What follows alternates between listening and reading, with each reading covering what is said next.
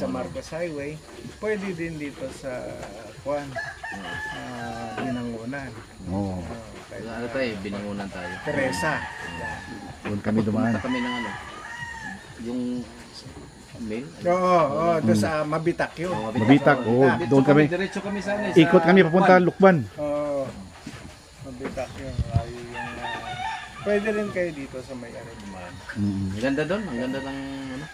So ngayon, boss, most of the time, nandito ka nga sa Bacolod. Oo, talagang nag-stay na ako dito for good. Eh, siguro babalik din ako sa States. Dadalawin ko yung anak ko. Baka next year.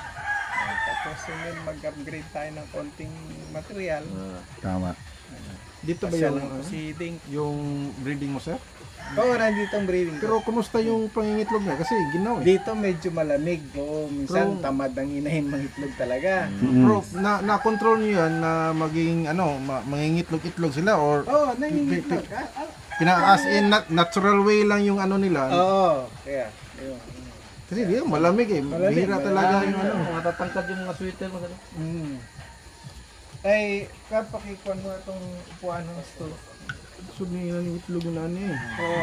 Ngayon, meron din akong sineset up na Doon sa bahay nyo, doon sa wala ka. sa meron akong sineset okay. up doon na battery.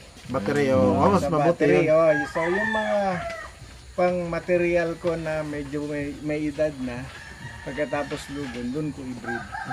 Kasi mga single mating sila, dapat single mating. Dito meron tayong mga flock mating, isang pen, tapos ang magkakapatid ang pullets na 4 hanggang 6 Oo. ang isang pen. Ano sir, yung mga ano dito, yung mga material mo, yung mga bloodline, ano yung mga ano dito? Ang mga bloodline ko dito is hindi tayo mawawala ng sweaters dahil kaibigan natin si Ding. Then yung meron din konting kay Bruce Barnett. Oo, yung mga old line na binigay niya sa akin noon, yung mga left noses. Mga late nose na yan, bros. Basam. And then sweater 5 ni Ding, and then yung golden ball. Yan ang mga sweaters natin dito. So, ang hatches naman natin, we have the blue face at saka yung Gibbons. Colonel Gibbons. Yan ang ating signature na medyo matagal na rin. In early 90s. May nakuha rin ako sir. Kamukha, no? Kamukha talaga. Ano? Old line, Colonel Gibbons. Oo. Hats. Galing sa kanila yan. Yung mga old lines na yan. Pero kasi yan, the difference between marami namang may mga breeders din dito na ginagamit nilang hatches is Colonel Gibbons. No? The only thing that I could claim is ang difference nitong Colonel Gibbons natin dito. Kasi at one time may pinili akong trio para sa isang politician. I'm not gonna mention the name. And then when he sent me the trio, 3 inahin ang dumating. 3 inahin. Oo, 3 pullets ang dumating. So tinawagan ko si Colonel Gibbons. Sabi ko, Colonel, you send me 3 pullets. Sabi ko, I only ordered 2. Which is the trio, the stag at saka yung 2 pullet. Sabi niya, I don't have any 3 stallers box, sabi niya. So I only got 4 staller box, so I throw in 1 pullet in there for you, sabi niya. If you want to produce good long night chicken, sabi niya, breed these pullets to the right out broodcock. Right out.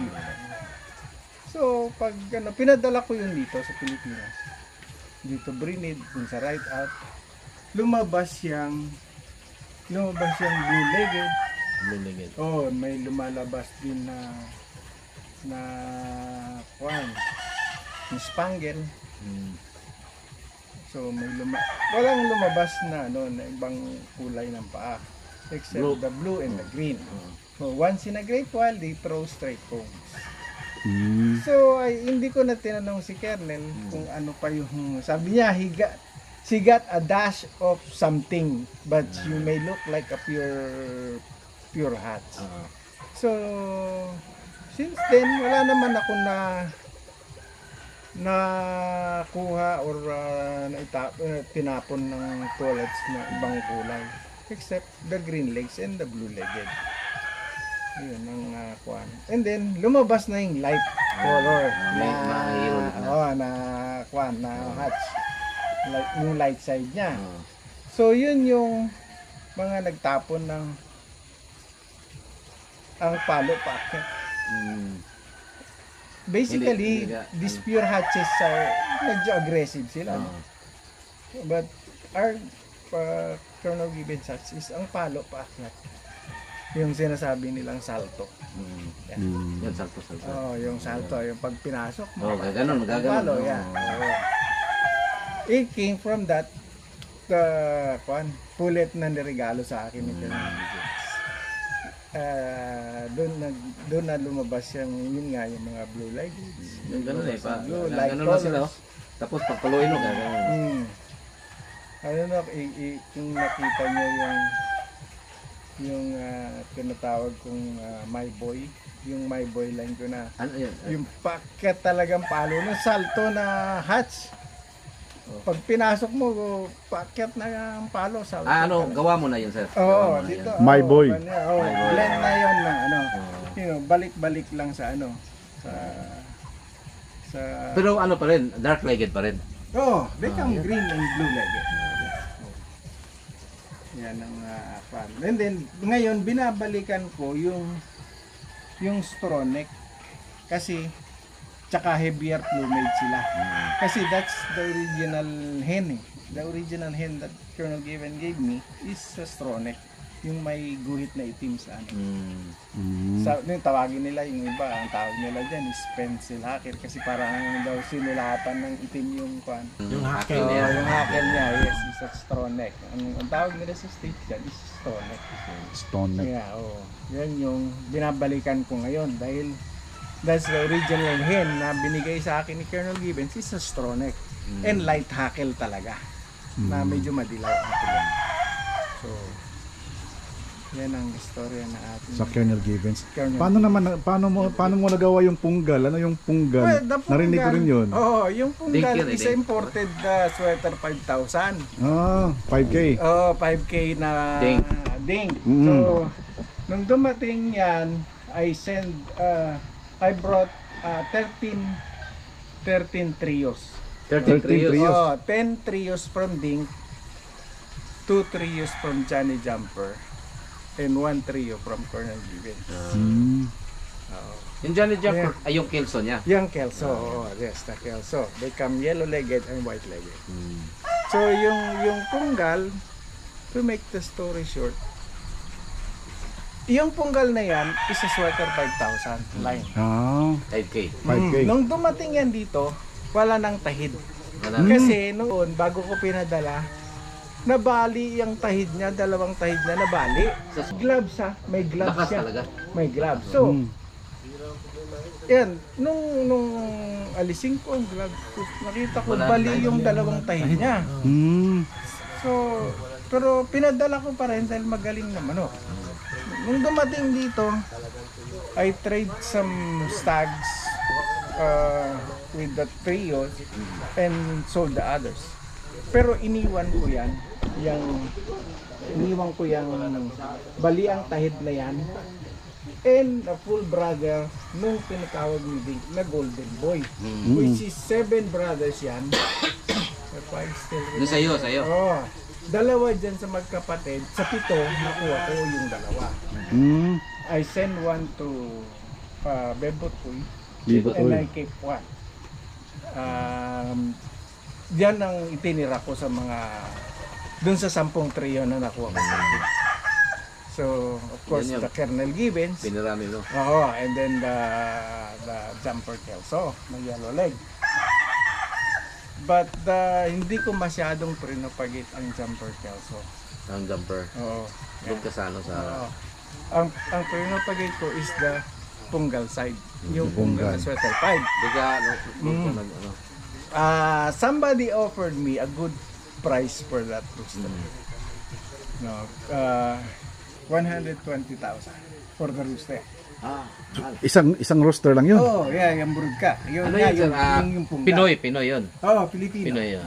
Filipino. Mm. Grabe offer, no? Oo, 1990s. grabe ako. Sabi ko, no, I'm not, he's a doctor. Doctor yung nag-offer sa akin. Sabi ko, no, I'm not selling the rooster. Mm-mm. And then, a politician offered me 150,000 for the rooster. Hindi ko rin binenta. Sabi ko, kung pag binenta natin yan, hindi na tayo makatalabas na magaling na manok. So, hindi ko na benta. Kaya, I could claim na this Sa'yo talaga yun. piece of meat is too expensive. Tama. Buhay pa yan? 1990. Wala. 90s pa. Wala na. Wala na. Yung original, punggal. Yung original punggal. Is, I even told Ding, sabi ko, Ding, at that time, parang 50 sa pa dito. Sabi ko, someone offered me $3,000 for a rooster, for that rooster. Sabi niya, sell it. Sabi niya, I'll give you a better one. Sabi ko, no. He's a good producer, sabi ko. Kaya hindi ko siya binenta. Sa ngayon, sir, nagpupuntakan pa rin kayo ni Ding. Yeah, oo. Nung I have a few friends na gustong magpabili. Through order lang kay Ding. So tinatawagan ko si Ding. Yung sa sabi-sabi, ano yun? Yung doon ka daw nag-ano kay Ding talaga. Well, ang Doon parang nagkasama kayo ni Ding talaga. Ang Yun. relation ko kay Ding nung early 90s is minsan ako naghahatid ng mga anak niya sa eskwelahan. He trusted me with that kind of thing. You know? Pag dumadating ako doon, he will offer me yung bahay niya doon na mobile home. Doon ka natitira. Doon ako nakatira. 2 bedrooms yung mobile home niya. And then he will give me a car, yung service car ko doon, yung kanyang van na Dodge Ram 150 na malaking van. So, yan ang account ko kay Link. And then, once in a while, nag-grocery. Kasi pupunta naman ako minsan sa kanya, wala naman akong bibilin. Just to help him do some farm work. Ayan. And I even gave name of one of his broodcock. Ikaw yung... yung lawnmower. lawnmower. Oh, yan. Ako nagpangalan niyang manok na yan. Kasi at one time, nagpunta kami umikot. Tinghapon kasi ugali niyan si Ding. Tinghapon yan. Pagkatapos namin dun sa baby yard, pag naisara na namin lahat ng kubo ng mga sisiw, pupunta naman kami doon sa courtyard, sa rope yard, tawagin sa court area. Naisipan niya na paglaruan yung isang manok na broodcock niya. Mahabang buntot din niya ng actually sa sweater pipe. Initsahan niya ng sombrero. Talagang pinalo yung talaga. Sombrero without a bill hold. Hindi kumagat. Para sa pinalo lang, naglipa rin yung mga damo. So sabi ko kay Dick, parang it's like a lawnmower, sabi ko. Since then, pinawag niya na lawnmower yan. Yung trastoryan yan. So yan ang... Ang ganda ng ano eh. Sabi ko nga sa iyo, Lawnmower. dati, matagal na, before pandemic, gusto kong pumunta sa iyo. Forward tayo dito, boss. Naabutan ako ng Forward tayo dito para may maliwanag konti. Tapos Yan. meron na akong Sir, bigyan siya si boss ng F1. Dito lang. Dito na lang. Ayan ang So yan ang kwento pala ng lawnmower. Pinoy pala nagpangalan nun. Oo.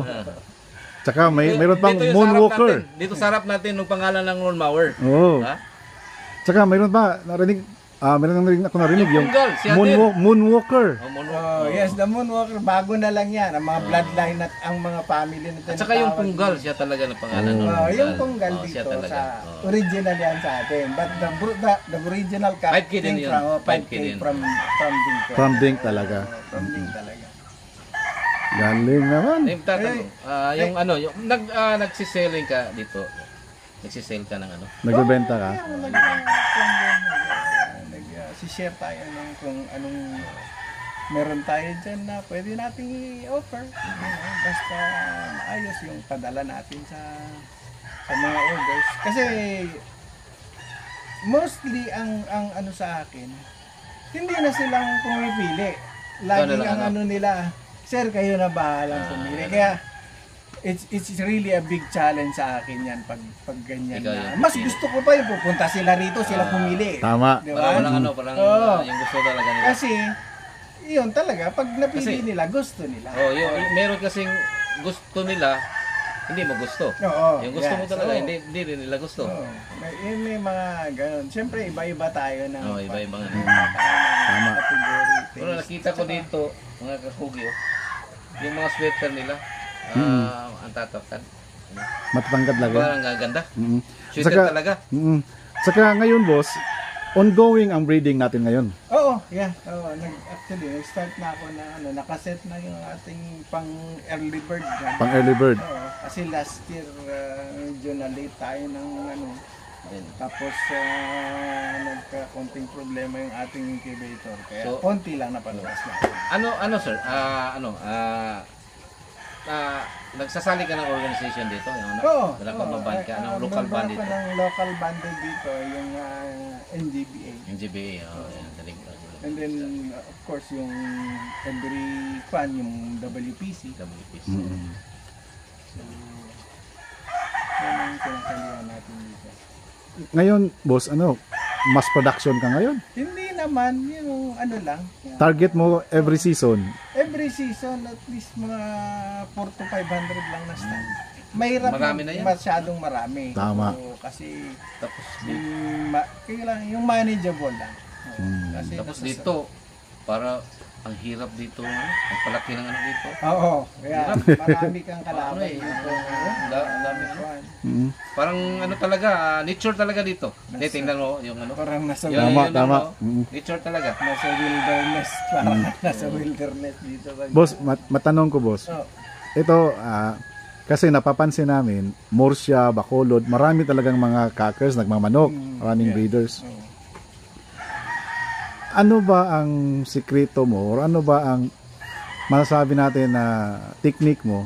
Bakit si Greg Airoso ay kilala sa larangan ng pagmamanok? Well, una-una siguro dahil fair tayo sa lahat ng buyers natin.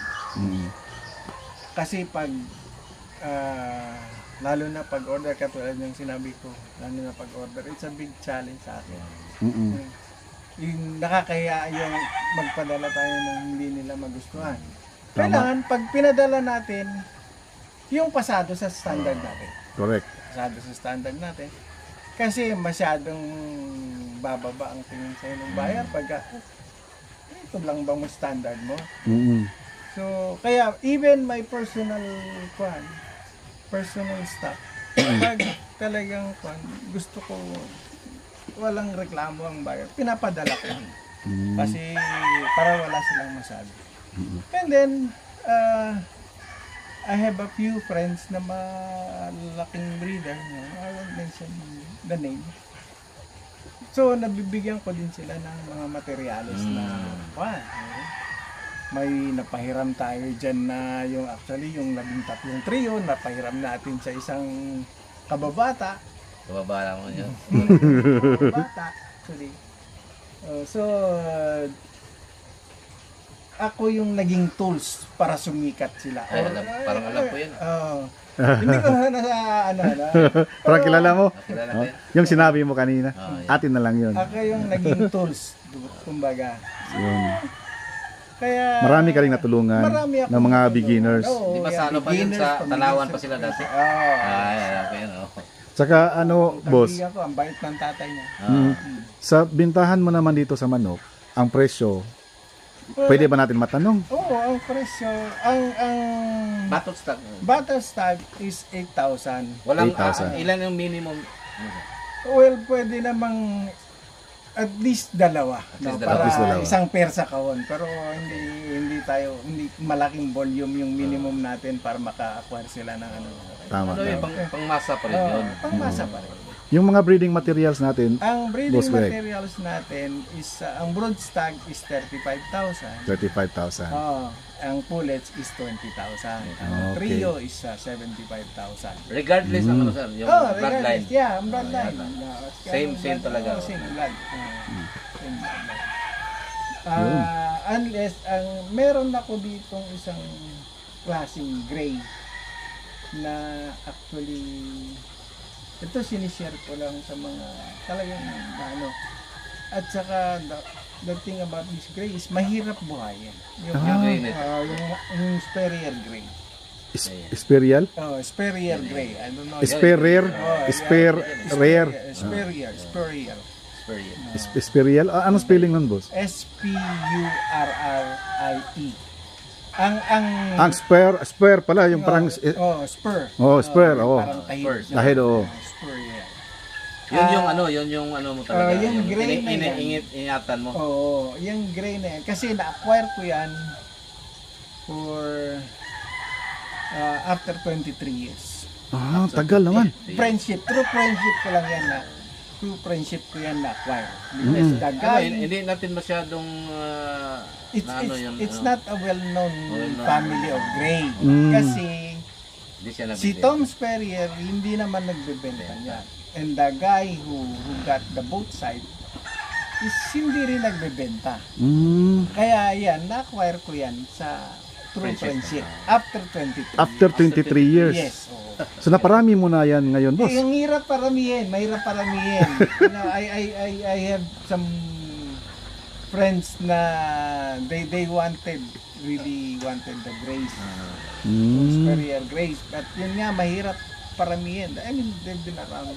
These guys have been around for at Di least ba? Ngayon ka lang Nakarinig, oo. Saka, ang kulay ng paanon, boss? they're green-legged. Dark green. Dark green. Dark green, silver, gray, straight comb. Dito ka, makikita mo yung authenticity ng pagka-gray nito is ang saddle feathers na is almost takip yung kalahati ng pakpak. Have you seen that kind of gray na ganyang kalapad ang saddle feathers ng Sperrier gray? Grabe, no? Pag ano mo, ipasa ko sa kung iyo ano, picture. yung Sige, picture, sige, boss. para may Oo. idea ka. May ano ka? May Facebook account ka, boss? Meron. Meron. Pwede natin i-share? GBI Rosso yung unang account ko. And the second one is Greg I. Rosso. Okay. Ang Greg ko is GREGG and then I. Rosso is AYROSO. Ayun. If kung gusto niyo naman ako makontak, nasa Facebook account ko yan, which is the Smart is 0929 Okay. 390-1727. Ayun. My Globe account, Globe number is 0916 kalimutan ko na yan. Yung isa na lang. 390-16 never mind the Globe. Yun na lang Smart kasi mahirap din ang Globe dito. Oo, tama. yung kung naaga-agalan sana tayo, no? So, sana sana. naalanganin Pero na yung maikot natin pa rin dito bukas. Titingin natin. Oo, kasi punta kami kay Markili bukas. Okay, Martin, sa Oh, early morning. Mga alas 8. okay. Ang appointment namin, 8. Pwede na natin i-picture. Pwede kami mag-ano. Yes, picture of para course, ano eh. of course. Si Dodoy, nandito naman si Dodoy. Si Dodoy na lang kausapin ko. Kasi pag sa umaga, nandun kami sa aming maliit na tindahan sa Sarabia. Sarabia. Sa Sarabia. Yung Ibi Magalona. Yung sa Ibi Magalona, Sarabia. Tamang Sarabia. Ako. May kwan kaming maliit na pwesto doon sa food court. And then, Yung ano na lang, ano rin. yung kung dala lang hindi ko pa nakuha. Meron ako ano. Colonel Gibbons. Xerox talaga yun. Xerox talaga naman. Colonel Gibbons ka. Sikat na sikat yung Colonel Gibbons talaga. Yeah, sa hatches na kwan, yan ang talagang Old line, Colonel Gibbons. Yung nagbebenta ka rin sa ano sir, yung pulit na two-way lang, ganun. Yes, Magkano yung ano sir? Magkano yung yung bullet na mga crosses is 7,000. 7,000. 50-50 lang yun ang ano, boss. Half and half. okay na Pero yun? yun, Paano shortcut pa rin yun? Pasukan mo lang ng ano, yung Kung ano yung gusto mo, Hmm. na woodcut. At saka, kwan, yung mga happen up or kwan, yung mga process na yun is pre-selected na, ano? Yung, baga, pinili ko na yan for personal use yung gagamitin ko. Mm-mm. So, it's a good quality for my, Ano, tawag ako, balik ako tawag sa'yo. Alam ko na Yun. yun, ano eh. Mister. oh, yes, sir. Oh. Tagal ko nang gustong, pumunta kay ano. Sige, naabutan nga ako ng ng Pandemic. pandemic. Oo. Naunang kumuha si ano. Si Arnold. Si Arnold. Oh. Si Boss Arnold. Nauna ako nagkumuha. Nako, boss, talagang maraming salamat. Oh, you're welcome. Sana boss, makausap ka namin ulit. Oo. Kasi palagi naman kami pumupunta dito sa Bacolod. Okay, Ngayon lang, 1 linggo, 2 linggo lang interval. Sarap dito pag ano eh, pag umaga. Oh, pag maaga sana. Maaga dito. Kung well, I'll try to Sarap ng usapan namin sa ano, yung line. Oo. I'll try to be here tomorrow kung pupunta kayo dyan kay Mark Kelly. Punta kami. Sa umaga. Mm-mm. So, subukan ko lang. Pero kung hindi ako makarating, si Dodoy na lang kausapin niyo para Doy, ikot mo sila bukas sa Oo. Para makakuha sila ng videos, Hindi na ano eh, pictures. madilim na. Oo, konti lang yung naano ko. Mm-mm. Anyway, talagang sobrang thank you, boss ha. Kuhan mo na. Buksan mo yan ano. Yun. Ano eh, ano pala to? Ano, luto nila. Produkto mo, May boss. ano eh. May ano sila, may mga kakugi. Kung Oo. pumunta kayo na no, nasa ano lang Sa sila. Mrs. Burger and Pizza. Yan. Mrs. Mrs. MYSSY. Dyan At sa saka ano eh, sa Concepcion. Mrs. pala. Oh. Mrs. Oo, parang nadaanan natin yun. Yan, pizza. Concepcion at saka Pizza mga kakugi. Ako, pasensya na mga kakugi, yung mga nanood dyan. Madilim na ang oras. Mag-aalas 6 na talaga. Hindi na makita. Oo nga. Hindi na makita si Boss Jojo. Guys, mga kakugi, tikman natin yung i-ending na lang natin to kasi sobra nang madilim. Guys, talagang boss, maraming salamat talaga, Boss Greg. Thank you so much. Saan kayo nakakita ng madilim na nagbablog? Nagbablog, kami lang. Kami lang yun. Tsaka wala pa kaming dalang mga gadgets. Guys, maraming salamat sa mga nanood. Huwag kayong mag-alala, balik tayo dito, babalikan natin si Boss. Kahit doon lang tayo magkita sa kanyang tindahan. Doon lang, kwentuhan lang guys, kwentuhan lang. Marami tayong matutunan dito kay Boss Greg. Paturo tayo paano mag-handle, paano mag-breed. Especially yung mga imported natin, paano yung pagandahin. No, nako. Next nating meeting, Boss ha. okay. Yun, pag-usapan natin yan. Anyway, nandito na naman siya eh. Good na siya. Tama. Conception, palagi lang dinadaanan natin yan. So guys, maraming salamat. Sa pagtsatsaga nyo, masyadong madilim dahil. Hanggang sa susunod mga kakugi, tandaan palagi, pag may sipag, may aanihin. Sa Bisaya, basta magkugi, dunay maani. Okay!